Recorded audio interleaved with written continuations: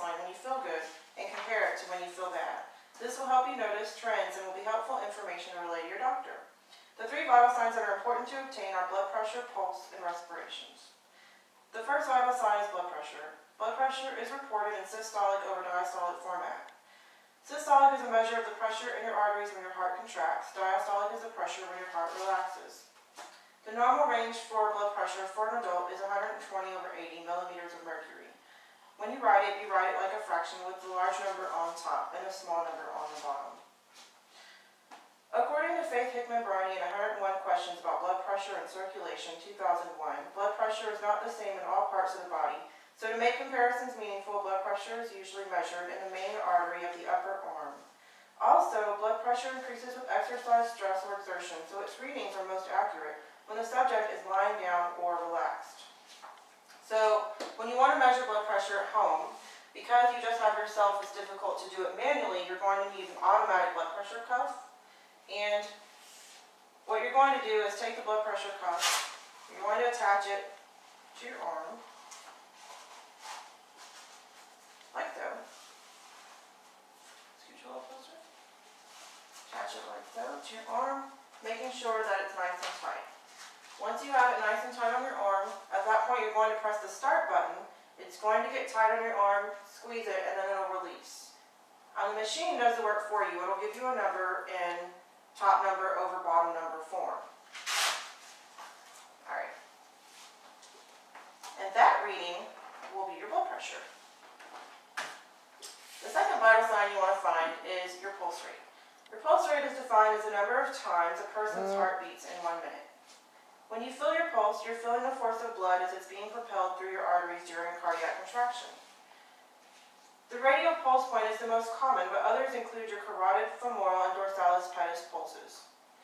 Your radial pulse is what's felt when you feel the base of your thumbs on either side. Your carotid arteries are felt in your neck on either side.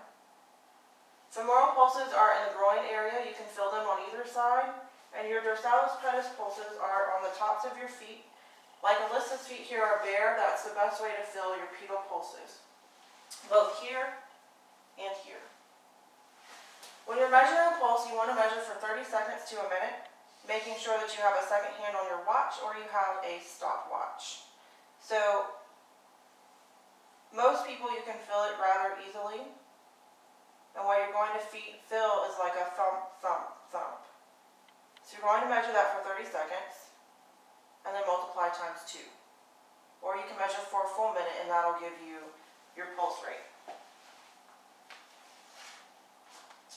And a normal pulse rate for an adult is 60 to 100 beats per minute. According to Donna Ray Siegfried in Anatomy and Physiology for Dummies, 2002, what you feel as you touch these spots is your arteries expanding as blood rushes through it. The third vital sign is respirations. Respirations are measured in respirations per minute and are a measure of how many times you breathe in a minute. One chest rise and fall is equal to 1 breath, and you will record how many times this happens in 1 minute. The normal respiratory range is 12 to 20 respirations per minute. If you're going to measure respirations on yourself, you just have to measure how many times you breathe in a minute. If you're watching someone else, you have to look at their chest and see how many times it rises and falls in a minute, and that'll give you a respiratory rate. Because we don't breathe as fast as our pulse rate is, you have to measure respirations for 1 minute. According to Mark Henry and Edward Stapleton in EMT Pre-Hospital Care 2007, normal breathing occurs quietly with little effort and with bilateral chest movement. That concludes the vital sign assessment. To conclude, I'd like to open up for questions and answers.